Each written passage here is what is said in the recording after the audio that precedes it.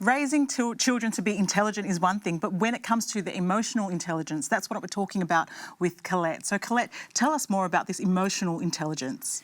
So emotional intelligence is something we refer to as EQ or EI.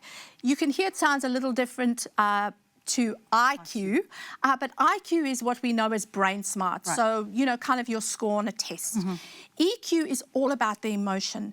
And this is something as parents, Daniel Goleman actually was the professor who came up with this term EQ. And he said children who develop EQ have the ability to self-regulate. They are able to negotiate conflict, solve problems in relationships in healthy ways further on into life. And we even see universities looking at these kind of aspects when they getting kids enrolled in universities, apart from just the brain smarts or IQ.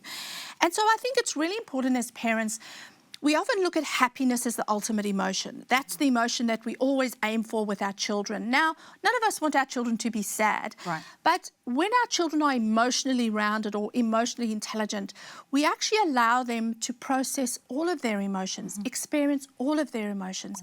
That's the richness of being human. And so when our children process things like sadness and grief, that's very appropriate in some settings. And anger in some settings at bullying or injustice is completely appropriate. It's just how you display that anger or the sadness that is important. So don't lash out and hurt a sibling because you're sad, or don't hit a classmate because you're angry at something. It's teaching children to do it and process it in healthy ways. So how do we harness that emotional intelligence in our kids? So the processing is really letting our children verbalize, letting them talk about what's going on. Now remember, in the heat of the moment when children are deeply sad or very angry, exploding, that's not the time. That's when emotions are just really raw. But it's afterwards where we say to them, what was going on for you before you exploded? What happened? Getting them to think about the process leading up to the sadness or the anger. Then what could you maybe do next time that would be more helpful or kind and didn't hurt your sister or didn't hurt the dog for that matter? What can we do differently?